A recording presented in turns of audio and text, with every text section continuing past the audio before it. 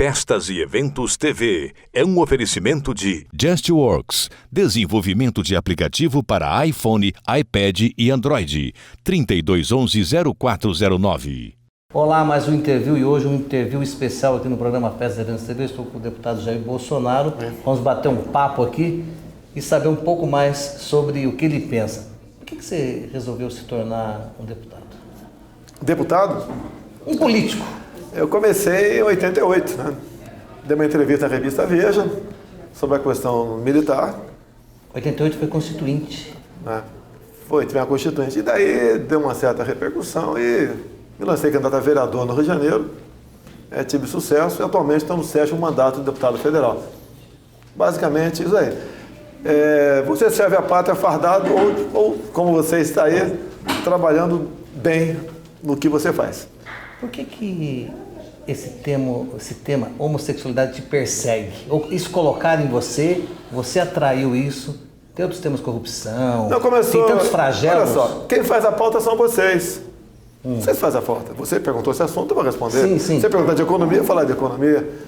É um assunto que me marcou muito, porque eu descobri em novembro de 2010 aquilo que passou a ser conhecido aí na grande mídia como kit gay. Ou seja, um conjunto de filmes, cartazes, livros que seriam distribuídos, né, e passados para a garotada a partir de 6 anos de idade, escolas públicas, para combater a homofobia. Eu descobri isso, fui contra e 99% dos pais me apoiaram. E, em cima disso, os ativistas LGBT só tinham um caminho para tentar me atingir, me rotular de homofóbico, nada mais além disso. E esse assunto ainda em parte até persegue. Hoje, hoje em dia é muito pouco. E você conseguiu entender qual que é o intuito de ensinar isso nas escolas? O que eles querem o intuito é combater a homofobia. Na verdade, a esquerda sempre perseguiu aqui as questões familiares, a religião, propriedade privada, né? E a família você atinge por aí. Eu costumo dizer, se um garoto vai ter um comportamento homossexual no futuro, que o tenha, mas que não seja por influência da escola. Só para entender, então você acha que isso é para desestruturar a família? Sim, não há a menor dúvida, né? Olha só, qual é o patrimônio do pobre em especial? É a família dele, é a nossa. E do rico também, né? É do rico também, mas o pobre sobra apenas de patrimônio, é a família dele. O coitado não tem bem, vamos assim dizer. E a partir do momento que você vê um garoto com esse comportamento, por influência da escola, você passou a destruir, na verdade, aquela família. Eu não estou aqui dizendo que é um grande mal, uma desgraça ter um filho gay na família, não é nada disso aí. Eu só não quero que isso aconteça através de influência da escola. Os pais têm que ensinar os filhos. Quem ensina sexo para a molecada é o pai e a mãe. O meu pai ensinou para mim, pô. Eu também para meus filhos, pô. Você estava numa reunião fora da entrevista, né? E eu vi ela falando, você é papo reto. E ser papo reto, isso não te traz medo de ser caçado? Você fala o que já fez. Tem uma máxima minha, né, que o soldado que vai à guerra e tem medo de morrer é um covarde. Eu tenho dentro da Câmara imunidade parlamentar. Eu sou inviolável por quaisquer palavras, opiniões e votos. Civil e penalmente. Então eu tenho que exercitar isso. Essa é a minha arma para tirar lá dentro. Agora, os 30 processos de cassação que eu respondi foi 30? Tudo, mas por aí. Foi tudo em função até de ocupar a tribuna da Câmara.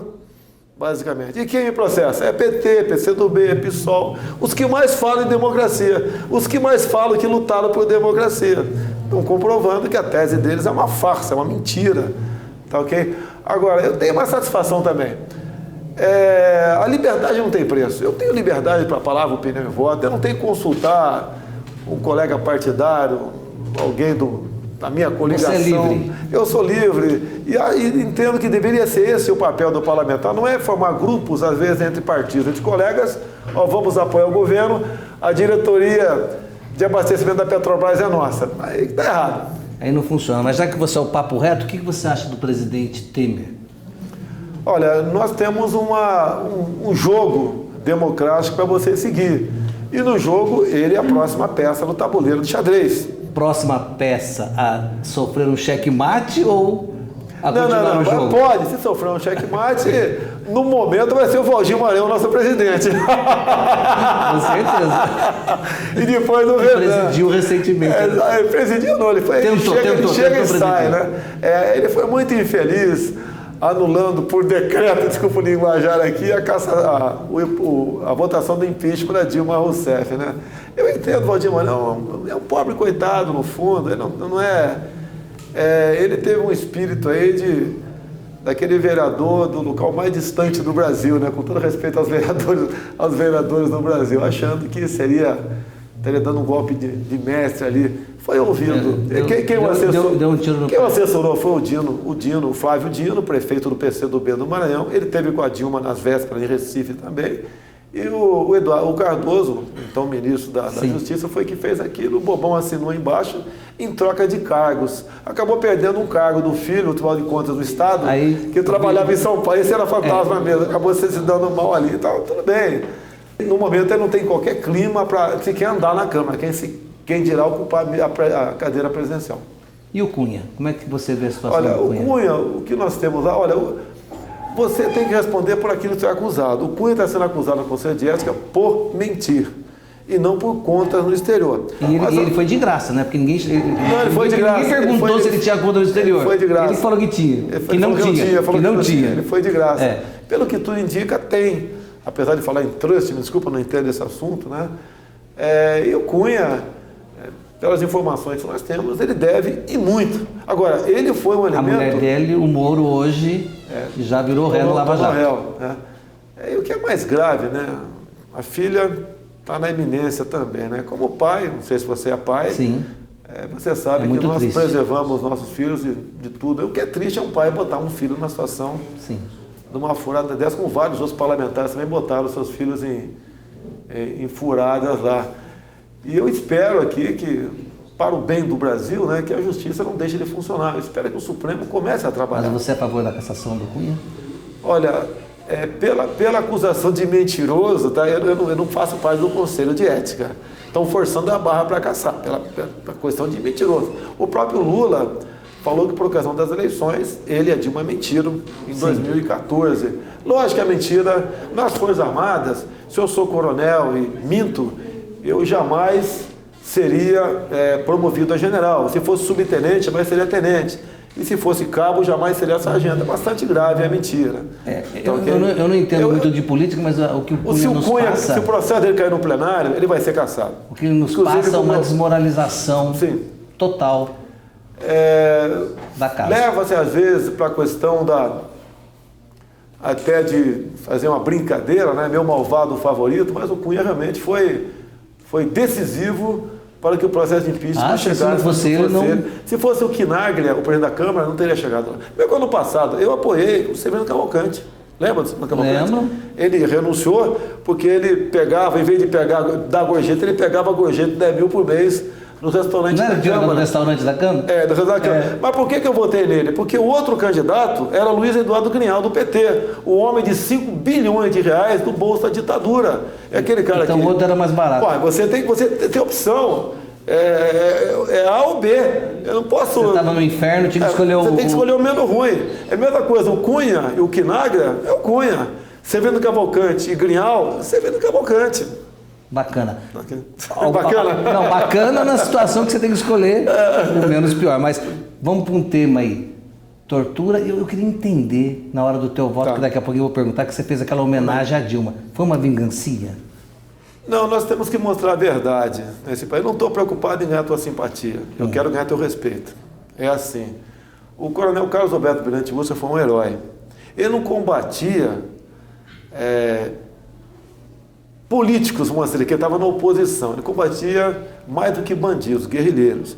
Quase todos aqueles que passaram pelo DOI-CODE treinaram em Cuba, em especial o pessoal de Ação Popular, marxista-leninista, passou pela academia. Toda a cúpula era obrigado, você só era general da guerrilha se passasse por lá. A VAR Palmares de Dilma Rousseff, muitos treinaram em Cuba. O próprio Zé Dirceu pertenceu ao serviço secreto cubano. A VAR Palmares teve várias ações. Primeiro, a Dilma era de família abastada, com dinheiro.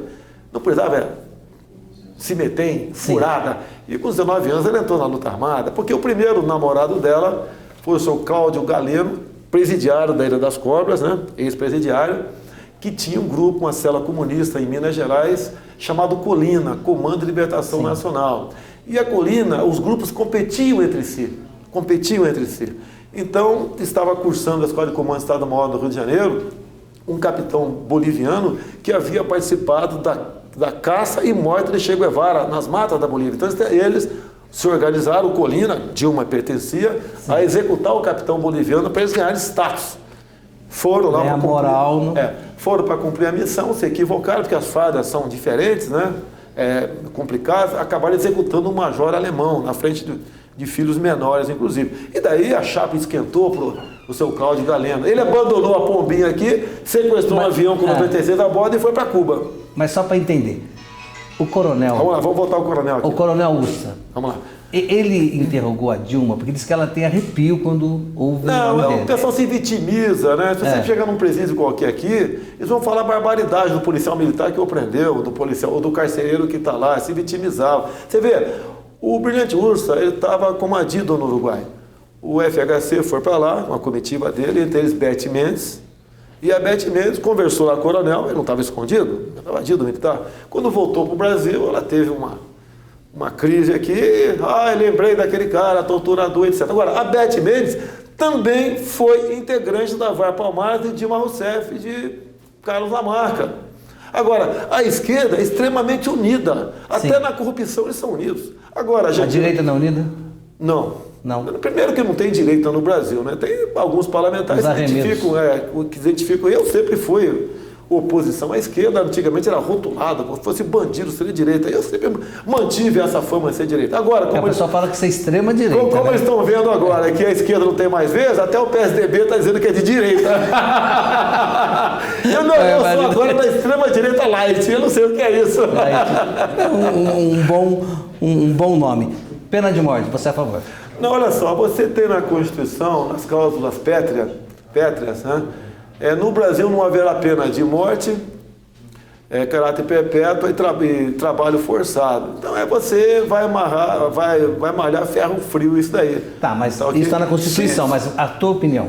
Olha, você falou com o Jô Soares que olha só, todo cara que fosse morto não mataria de novo, né? Olha só, é muito fácil eu ter uma opinião quando acontece um crime com a família de outra pessoa, tá ok? Tivemos a questão de uns 15 anos, um caso famosíssimo em São Paulo, o médico russo naturalizado brasileiro, Shipanovic. Ou seja, o que ele fazia?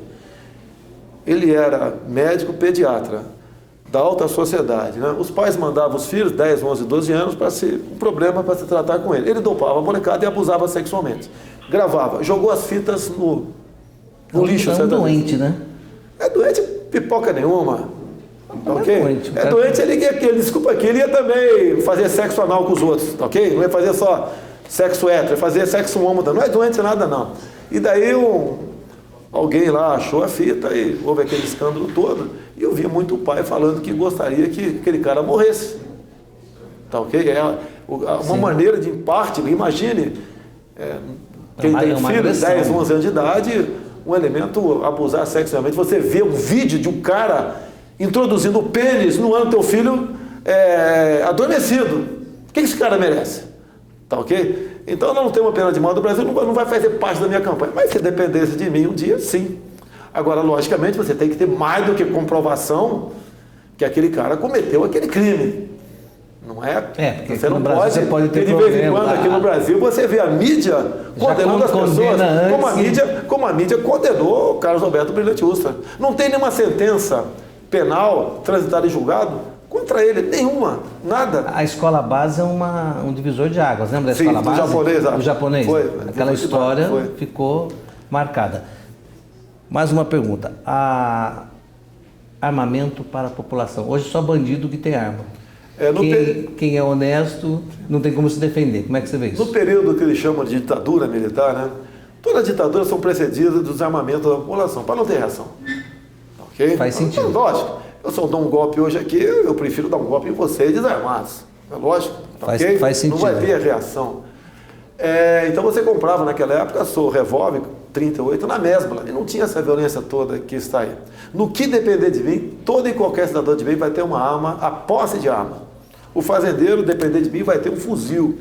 A propriedade privada é sagrada. Como eu disse agora há pouco, a esquerda sempre tenta atingir o quê? propriedade privada, família e religião. Tá, ok? Propriedade privada, você está vendo aqui a questão da... Sim, eles usam aqui a questão indígena, estão usando várias pontas do Brasil, a questão de quilombolas. Eu vejo negro brigando com negro, questão quilombola, tá, ok? O índio está inviabilizando agora o Vado Ribeira também, problemas aqui que você tem no Mato Grosso do Sul, como aí Antônio João. Eu já morei em Uaque por 3 anos como tenente do Exército. Tem lá, ó, deu água branca sem problema nenhum, mas daqui a pouco começa a expandir isso tudo. Você tem várias opiniões, algumas polêmicas, outras não, dependendo de quem as ouve e como queiram ouvir. Você anda com segurança? Eu não vou te responder isso aí. Porque não seria seguro. Não vou te responder o que eu tenho. O cara perguntou se eu tenho carro blindado, se eu estou armado aqui. Porque você é um cara que fala de peito aberto. Isso aí, logicamente... Tá, sua segurança não precisa falar. Tá ok? Não, tá certo, tá certo. Se o plano for bem feito, eles eliminam qualquer um, você sabe disso. Sim, porque você é um cara que fala... Até em carro blindado você pode ser eliminado hoje em dia. Quero voltar um pouquinho, já falamos da pena de morte, falar sobre a tortura. Você acha que isso é um método que deve ser usado ou não? Olha, a tortura é inadmissível em qualquer hipótese. Mas tem que jogar para a realidade. Por exemplo, o Exército Brasileiro, na Segunda Guerra Mundial, o soldado alemão preferia se entregar aos brasileiros, que eram tratados com dignidade. Para você ver um país como os Estados Unidos, por exemplo, imagine se você tivesse pego Bin Laden vivo, você sabendo que tem uma bomba suja que poderia matar milhões de pessoas. Como é que você ia tirar essa informação dele? Com toda certeza, um método não normal. Que método é esse? Um método enérgico. Agora, você vai deixar 2 milhões de pessoas morrer em função disso? Agora, lógico, se fala em tortura, fica todo mundo aí penalizado. Agora, nós militares somos acusados de torturadores, exatamente pelo pessoal de esquerda que treinou guerrilha em países que nunca respeitaram os direitos humanos. Uma pergunta. Você estava do outro lado, não estava do lado da esquerda, e quando um soldado do Exército Brasileiro era capturado pela esquerda, ele era torturado? Olha, não vamos falar isso, vamos com um caso concreto. Embaixador, por exemplo, americano. É o Brick. Ele ficou 40 dias em cativeiro. Eu te pergunto, já não é uma tortura psicológica? Sim. É uma tortura, eu acho que tão desumana quanto a tortura física. Eles praticavam. Mas acaba tendo aquela síndrome de Estocolmo lá, o cara fica até meio do lado dos... Mas olha só, esse pessoal da esquerda, depois que ela foi posta em liberdade, sempre falavam o quê? Acusavam que haviam sido submetidos a tratamentos humanos, degradante, tortura, etc., para ganhar a simpatia da população. Se nós tivéssemos vivido uma ditadura para valer, tu acha que alguém teria sobrevivido? Não. Vem ditaduras aí fora, quem é que sobrou do outro lado para contar a história? Ninguém. E você acha que por esse motivo tem tantas pessoas hoje no poder que sofreram tortura ou que se dizem ter sofrido? Olha, eu estou na iminência de conversar com um dos sobreviventes da bomba do aeroporto de Guararapes, mora em Recife atualmente, né? Ele mandou uma foto para mim, sem uma perna, todo machucado. Foi torturado esse cara aqui pela esquerda, né, com aquela bomba. Me apresente Dilma Rousseff uma máquina de tortura dela. Zé Dirceu, Zé Genuíno. Não tem nada. Tortura psicológica? O que é tortura psicológica? Chama de careca? Ô, careca! Ô, feio! Ô, barrigudo! Barrigudo, meu carro! Entendeu como é que é? Isso daí... A tortura psicológica existe há pouco tempo no Brasil, para atrapalhar o trabalho da polícia militar. Hoje em dia, é comum o policial responder por crime de tortura psicológica. O bandido na delegacia, ele fala que o policial falou que ia matá-lo, né? Que ia enfiar o dedo no olho dele, não sei o quê. Ele conta isso lá. Tem gente que embarca nessa, por questão ideológica até, e pau em cima do policial militar. O Lindbergh Farias, senador, sim, aquele que... ex-presidente cara pintada, não sei o quê, né? Depois passou a ser amigo de Collor, agora está no mesmo banco do réu dos Collor, né? Ele terminou uma CPI agora e a proposta dele, para combater a violência no Brasil, é desmilitarizar a polícia militar. É lógico, eles sempre estão contra a polícia militar, forças armadas, tudo que funciona para eles, eles estão contra. Agora, fala de período militar, fala, tudo bem, mas fala das realizações também. Com certeza. 25 anos de Congresso, o que você acha que você já fez pelo Brasil? Olha, você tem que dar exemplo, né? Os conselhos pode até convencer, mas o exemplo arrasta. Eu mantive essa linha que me fez chegar hoje em dia numa projeção de de ser um presidenciável com chance em 2018. Isso não é apenas você agir corretamente lá dentro, é você se empenhar, né? E não ter telhado de vidro. Não deixar os caras me acusar do quê? O dia no Congresso me achou uma deputada do PCdoB gritando, me chama de fascista, pô. Eu falei, me chama de corrupto, pô. Tá ok? Então é isso, é defendendo bons projetos, evitando que peçam projetos, vá avante. É o trabalho nosso, eu sou 1 em 513. 1 em 513 avos, é muito pouco, né? E consigo aparecer mais dessa forma. Que muitos outros. Mais que muitos partidos todos juntos. A impressão do voto. Achei que foi uma coisa muito interessante, porque sempre tem aquela dúvida, né? A urna eletrônica é confiável, não é confiável? Olha, você acha que ela é confiável? Não é confiável. Não é. Você não tem como comprovar que não houve fraude. Nem eu tenho como comprovar que houve fraude. Aprovamos voto impresso, tu vai lá, tu digita o nome dos teus candidatos, aparece na tela. Se tiver dúvida, conta os votos. Imprime no papel, você aperta o botão, o papel cai na urna, né? No dia seguinte você pode pedir a recontagem, vai ter que bater o voto eletrônico com o impresso. Tá certo. Qual o motivo da sua visita aqui no Mato Grosso do Sul? É a mesma em todos os estados que eu tenho ido, né? Conversar, ver os problemas e se preparar para 2018, caso o meu partido, o PSC, me escolha como um dos possíveis candidatos. Eu não posso esperar chegar 2018 para me inteirar do que está acontecendo no Brasil. E aqui no Mato Grosso do Sul, em Campo Grande, você está apoiando o Coronel Davi, que é um pré-candidato a prefeito. Eu te confesso, eu nunca fiz isso, apoiar candidato a prefeito, governador em lugar nenhum no mundo. Pela primeira vez, a gente vai prestar aqui, né, pedir o voto de confiança, né, caso ele seja escolhido nas convenções de julho. E daí, obviamente, ele estaria nos apoiando caso chegue em 2019. Se não chegar, também vai estar apoiando também. Sim, okay? Com certeza. Espero que Campo Grande tenha vários bons candidatos a prefeito. Tá certo. E não escolher o menos ruim ou apenas um bom, né? Sim. Quanto mais bons tiver, melhor. Com certeza. E para finalizar a nossa entrevista, eu quero voltar um pouquinho na escola sem partido, aqui no Mato Grosso do Sul, Campo Grande, eles chamam da lei da mordaça. Como é que você vê isso? Olha, tenho vários exemplos. O professor, a professora não aceita o contraditório, ele quer impor a sua vontade ali, marxista, pregando o socialismo, defendendo quem está no governo, geralmente, no caso do PT, ele não aceita o contraditório, tá ok? Isso não é mordaça. Outra coisa, o professor, sala de aula não é lugar de você e ficar ensinando isso aí. Que volte à cadeira de educação moral e cívica, tá ok? É muito bem-vindo. Agora, o professor de matemática, a gente vê muitas vezes, de filosofia, de física, de química, ficar discutindo aí a politicalha e puxando a brasa para sua sardinha. Isso não é bom. A garotada tem que sair lá aprendendo outra coisa, não essa política barata de esquerda que é pregada nas escolas. Com certeza. E para encerrar, quem que veste essa camiseta? Olha, isso é voluntariamente, né? Em todo lugar que eu vou, a garotada tem feito essas camisas, em especial agora em Fortaleza, ok? Tá comum os rolezinhos por lá, etc. Eles estão me vendo como uma opção, uma possível opção, né? Por ocasião das eleições de 2018. Fico muito feliz com isso, fico envaidecido. Aumenta a responsabilidade nossa, né? Com certeza. Imagine uma pisada na bola minha, a decepção para esse pessoal aí. Você falou quem veste, agora e quem vestila? O que pode esperar de você?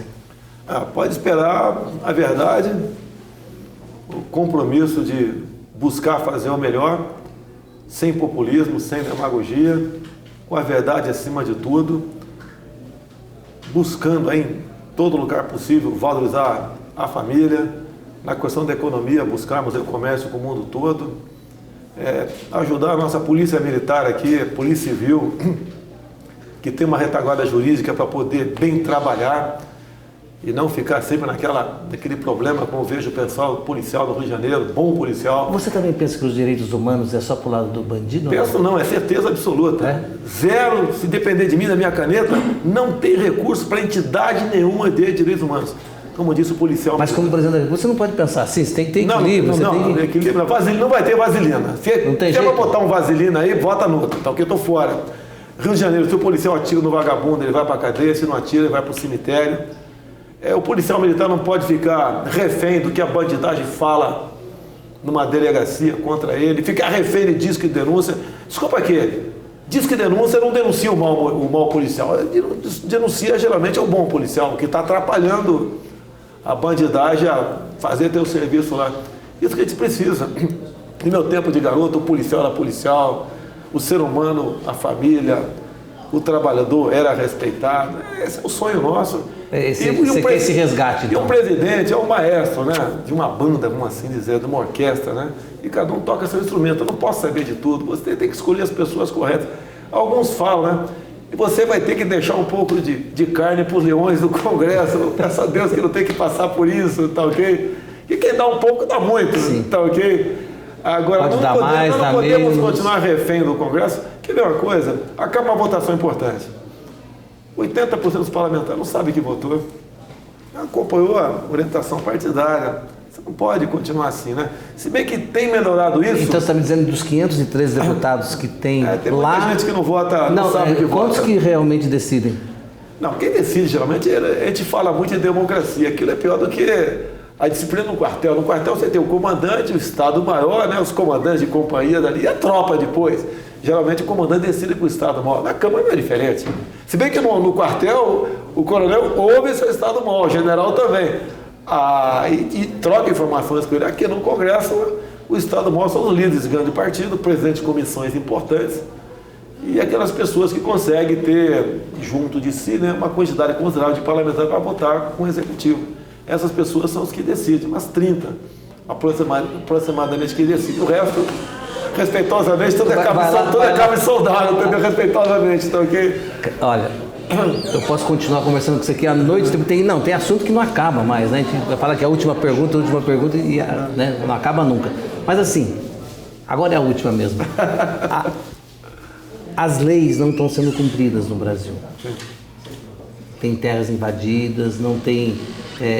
a posse não é reconstituída, mesmo com decisões judiciais. Como é que você vê isso? Se coloque na posição de um coronel comandante de um batalhão. Chega uma ordem judicial, lógico, canais de comando, né, para você fazer a reintegração de posse, você é coronel. Você vai com a tua tropa. O outro lado está preparado para o vale tudo. Qualquer problema que aconteça, você e tua tropa vai pagar um preço muito caro por isso daí.